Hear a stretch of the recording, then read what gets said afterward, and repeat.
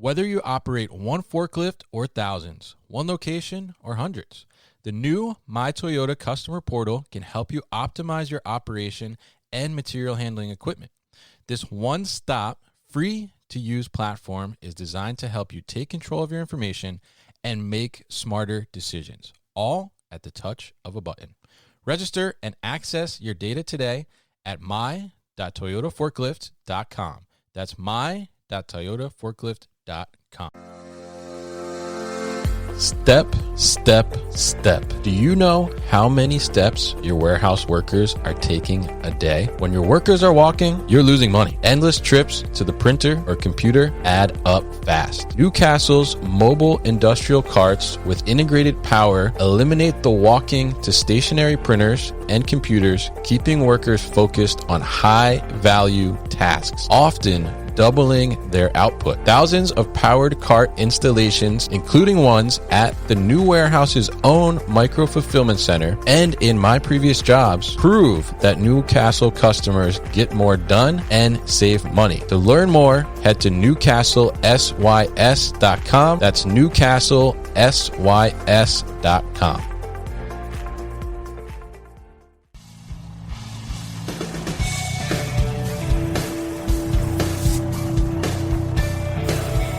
The New Warehouse Podcast, hosted by Kevin Lawton, is your source for insights and ideas from the distribution, transportation, and logistics industry.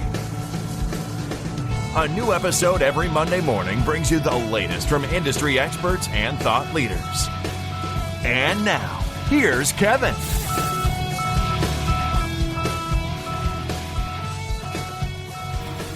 Hey, it's Kevin Lawton with the New Warehouse Podcast, bringing you a new episode today. On today's episode, I am going to be joined by Jeff Scott. He is the CEO and founder at Infinite Peripherals. Infinite Peripherals is working with wearable devices and developing wearable devices for the warehousing and fulfillment space. And we're going to talk to Jeff a little bit about, how did Infinite Peripherals come about and why did he decide to found this company, and two new products that they have as well. And also a little bit about the evolution of wearable devices and how they're really helping in the current labor market and some of the labor challenges we've had, not only in bringing in new employees, but also in the retention of labor as well. So, Jeff, welcome to the show. How are you? I'm great. Thank you. Thank you for having me. Definitely happy to have you on. Happy to talk about these topics. I think they're very relevant to our industry right now. But before we get into some of those details and things, why don't you tell us a little bit about Infinite Peripherals, what it is that you guys do, and as the founder, as yourself, talk to us a little bit about how you came to this point of wanting to bring Infinite Peripherals to life. So the company was founded back in 1993, right out of college. And of course, we were doing things different back then. We were just doing distribution of point-of-sale equipment. So receipt printers, pull displays, cash drawers. And that was back in 1993. And as time moved on, we saw the onset of the PDA kind of take center stage and starting to bleed over into the business world. So we brought to market a sled that you would slide the Palm Pilot into, have a hard connection, and be able to provide remote receipts. So it was a more economical, let's say, choice for customers to be able to do that. We worked with a lot of water delivery companies, warehouse management companies, to be able to provide a hard copy receipt, leveraging the consumer device being the Palm Pilot or the handspring visor. And then as time rolled on, we had customers come to us saying, can you support a Windows-based device? And I don't know if you remember the compact iPack. That was a model that was out, and we built a sled that not only had printing, but also a MagStripe reader for credit card authorization. And we were working in the airline space 20 years ago, doing food on board as well as duty-free, which has now become more of a staple in today's airline world. And then other companies come to us and asked us if we can support signature capture, if we can support barcode scanning. And then BlackBerry was the the business model of choice back in the day. They dominated the industry. And what changed my life and the company's life was in January of 2008. We were at the National Retail Show in New York, and we were in the BlackBerry booth, and we had a solution called Mobile Charge. It was software and hardware, and we had a demonstration where we had product out. We would scan, rang up a total, swiped a credit card, real-time authorization, printed out a receipt. We impressed the powers that be at Apple Retail. They really loved what they saw. Of course, they wanted it on their own platform. Right. They had a concept for their stores, and they wanted us to come to Cupertino to work on a solution.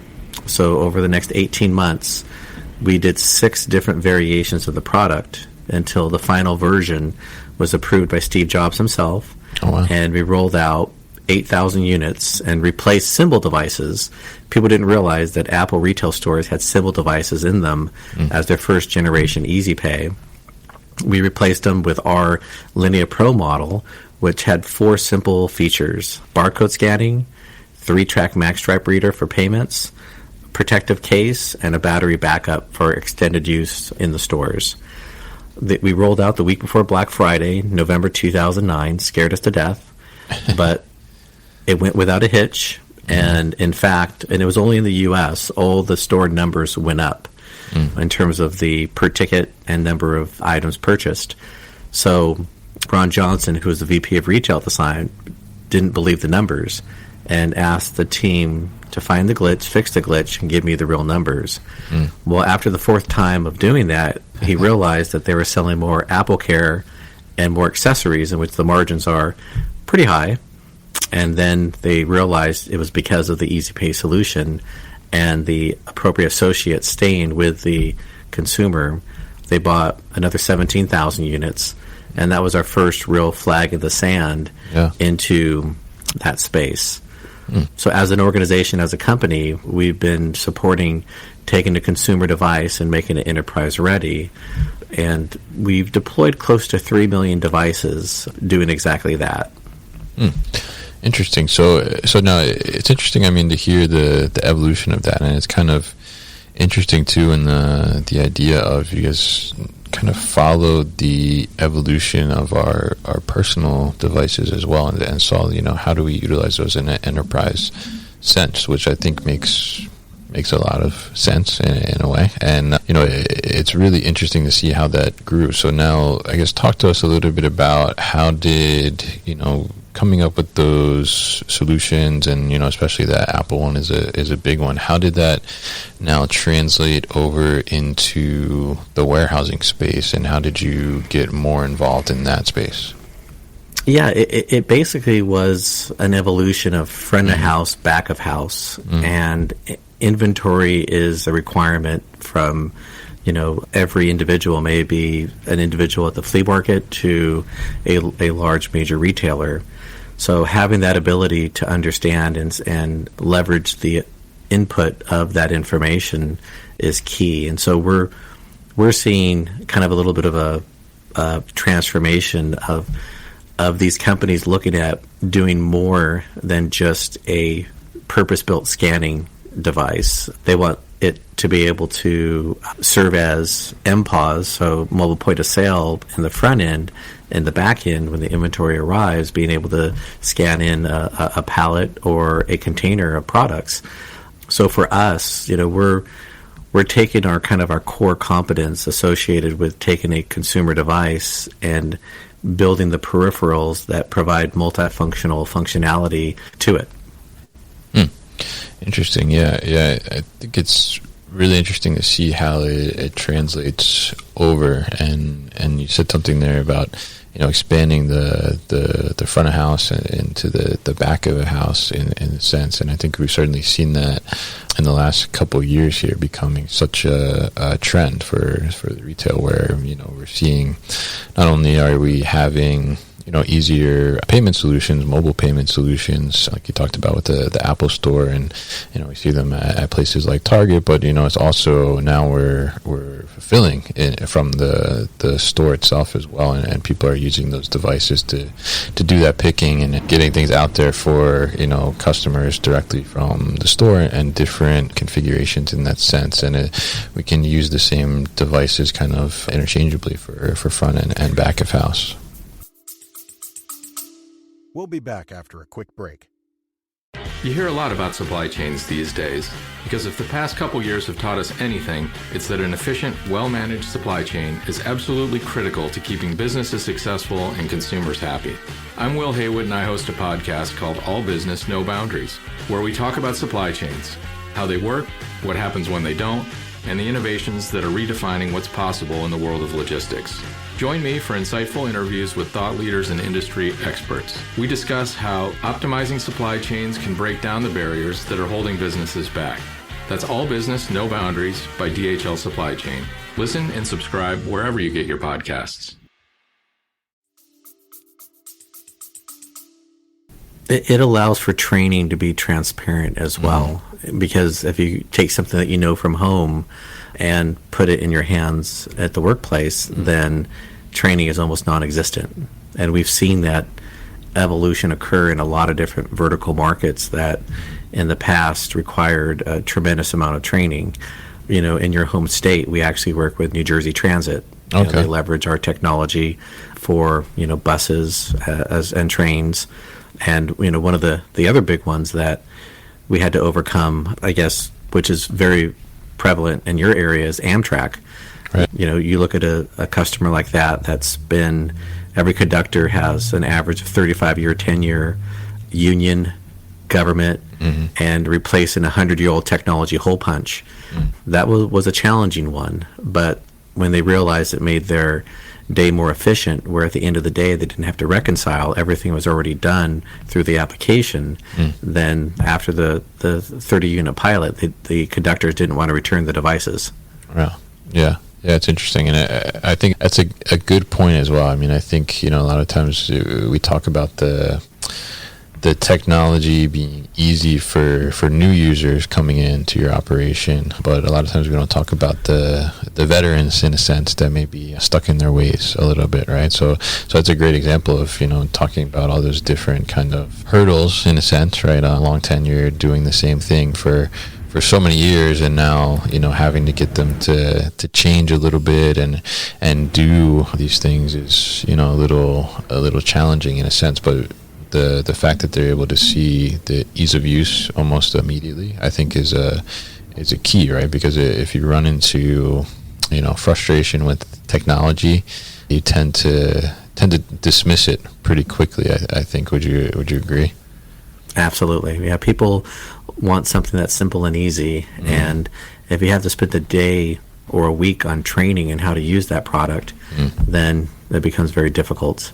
So from our end, being in a position where, coming from a background of leveraging that consumer device and adding the features that make it universal to a variety of different functionalities, it's been good for us because people want to do more with less. Yeah, absolutely, and I think it's pretty interesting, and it's interesting to hear how you guys have evolved these different solutions, and I really like the parallel of how you're using these personal devices and bringing them into the enterprise world. So it's very similar in that sense. So I'm curious, right now from your customers, and especially on the warehouse and fulfillment side, what are some of the most requested solutions and problems that customers are facing or coming to you asking for a solution for? Well, one of the other items that I didn't necessarily mention earlier, but we also took on the ability to do software. So not only do we create hardware, we also do software. And to provide the appropriate utilities, we work with a lot of different ISVs, but in certain scenarios, we'll take on a build because it makes sense for us as an organization. And one of our major customers is actually the U.S. Post Office. So we do the software for the 300,000 mail carriers, which I believe is one of the largest, if not the largest fleet in the world. Yeah. It's through that experience we're able to get best practices and understand what their true needs are. And we know that not, one size doesn't fit all. So we try to customize wherever's needed. And so through our customer base, we're able to grab information of what they're looking for. And from a warehousing MPOS state, we've seen the need for customers that want to give their associates a familiar consumer device, maybe an iPhone or another type device, and say, okay, this is your device to use for communication, for texting, and so forth, and then connect it to this payment device when you're doing line busting, and connect it to this barcode scanner when you need to do cycle counts or inventory management. So it's through our customer engagements that we're gaining a lot of insight in terms of what they're looking for. And we're excited to be in a position where not only can we provide that unique hardware, but also the software. We've actually built out our own payment gateway to connect as a payment platform. And then as well, we have all the appropriate software utilities to connect into the, let's say, native iOS, native Android, Windows, or cross-platform Xamarin if you're building it to work off of various devices. Yeah, I think that's a great thing to have, because it's it's a kind of like a half and half thing. It's you have good hardware, but then if the software is not necessarily the best that you're putting on there, then maybe limiting the potential of the hardware in a sense. So it's great that you guys have taken on both sides of that. So with that being said, I mean, you guys continue to evolve, I think, as we've seen through the conversation we've had here, and when it comes to wearable devices, you now have 2 new products that you guys are coming out with, and I think there's the Nexus Connect and the Halo Ring Scanner. So talk to us a little bit about each of those individually and how those innovations kind of evolved and what problems they're really solving. So as a supplier of unique hardware, and people have known us for the Apple sled, born out of what we did with the Apple stores, but we've had to evolve. We do a lot of form-fitting designs that are specific to a specific iPhone or an iPod or an iPad. But as you know, every year new models come out. So what we've done is with our Nexus Connect, we teamed up with OtterBox, which is, I think, one of the largest, if not the largest, case manufacturer in the world, and leveraged their ecosystem of their universal case that allows us, and I know this is on a podcast, so you can't necessarily see the visual, but I'll show you the visual here, Kevin. So basically, being able to provide this universe case to your associate, and then be in a position to say, okay, you need to now go out there and count. So being able to connect it in a ergonomic, long distance, short distance variable, and then once completed with that appropriate cycle count, be able to then remove it and then drop on an appropriate payment module that then allows you to handle the sidewalk sale, handle the Christmas trees or whatever else may be remote, or sign-ups that are at corporations. We're seeing this, even though this isn't technically a wearable, we see it as a universal type product that would allow you to do a lot based off of one single device that then the appropriate associate can do multiple functionalities with, where in the past it's predominantly been a hard fixed model that has one single purpose. Very interesting. And yeah, so it's basically like, and is it any phone or specific to Apple or? Apple, Samsung, Google, it'll work with any of those phones. So that's the uniqueness, that this platform is consistent and that when a new model drops, OtterBox has the ability to turn the case very quickly, so then it just expands into the next generation. Not that you have to keep up with the Joneses and always have the next model, but knowing that it'll be supported and the platform for payment and the platform for scanning are in place, then you just need to bring in that appropriate case that will then work with it. Yeah, very interesting. So, yeah, I mean, for the listener, I mean, it's basically, you have your standard phone with a case on it that looks just like a normal case, nothing like crazy or bulky or anything like that. And it's basically sliding into these different modules. One module being a handheld scanner, similar to what you would see as a regular RF scanner, but basically the phone takes the place of the screen and gives you the ability to utilize that, as you said, for cycle counting or scanning, whatever the case may be, and then you just swap that out for a different module, which is like a payment card swipe or insert, right? And so it's very interesting and very, very flexible, and I think gives you the ability to reduce probably the amount of devices you need overall for your company, because you can switch them and the utilization of them, and gives you a lot more flexibility. I think is very cool. And so the other thing, too, that you guys are working on, and I think this is not necessarily out yet, or at least not on the website, you said, right? So it's not on the website. We did a soft launch where we showed the functionality at the Modex trade show. Okay.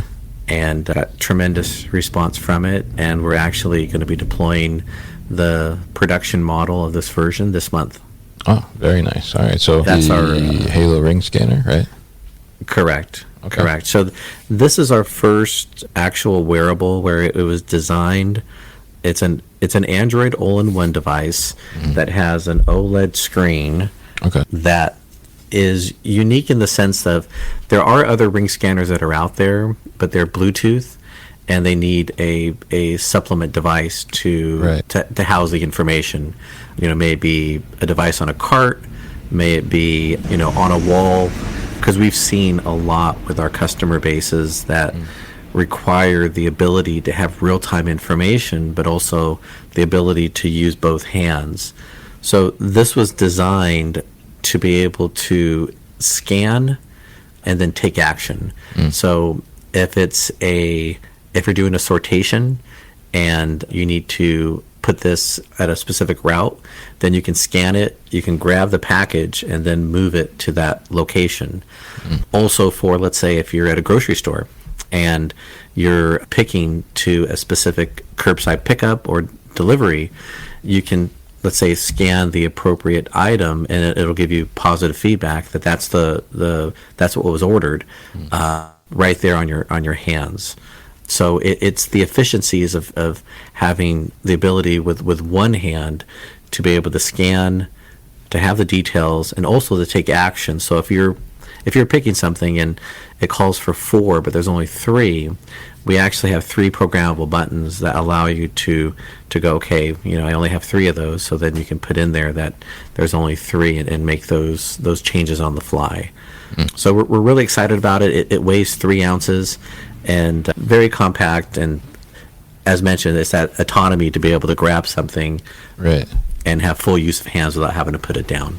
Yeah, it's interesting because, typically like a ring scanner you would see is like on a single finger, right? Or there's some other stuff maybe that's like on the top of the hand. And this is actually like covering 2 fingers in a sense, and when you're ready to use it, you just kind of pull it in, like make a fist, and you're going to scan. And it also has the screen right on there. And I definitely like the idea that it's not having to be attached to another device. Like it's not just performing the scanning function. It has the screen on it as well that's giving you the information and giving the ability to do what you need to do without having to wear something either on your hip or your wrist or headset for voice or anything like that. So it's pretty flexible, and definitely can see how it gives you that ability to take action, as you said, without having to put the device on, but still having the screen if you need to double check the information or something like that. I think it's really, really smart. So it'd be interesting to see that rolling out.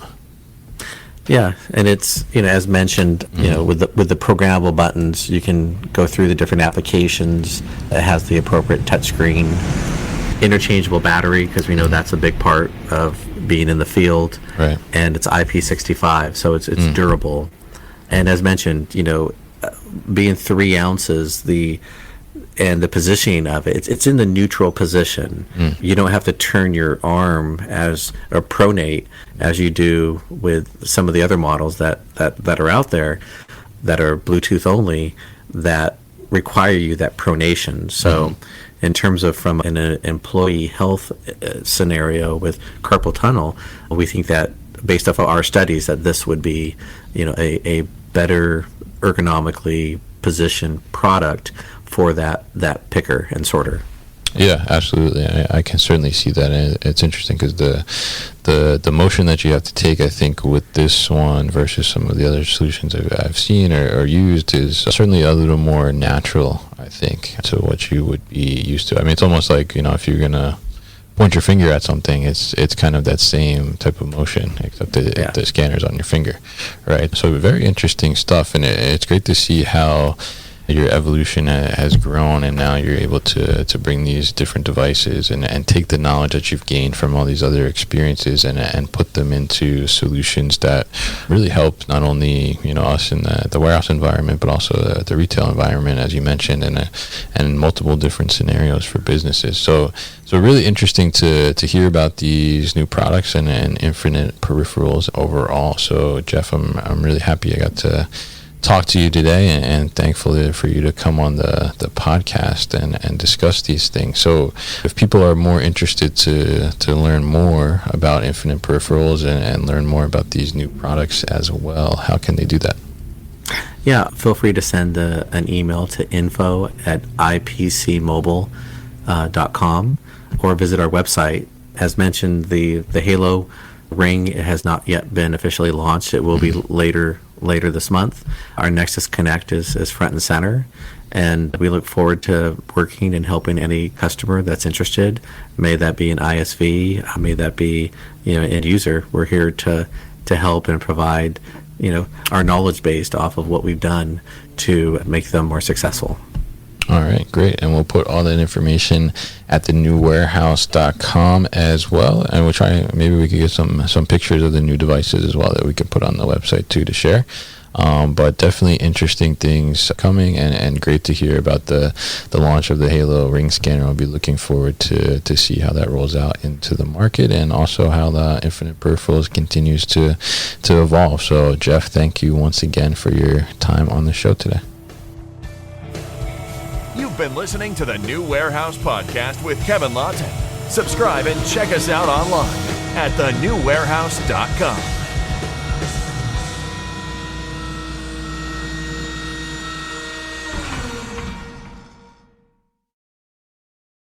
Thank you for listening to this episode. If you want more content from the New Warehouse, check out our new video series called All Hands on LinkedIn. Just search for the New Warehouse on LinkedIn and follow along.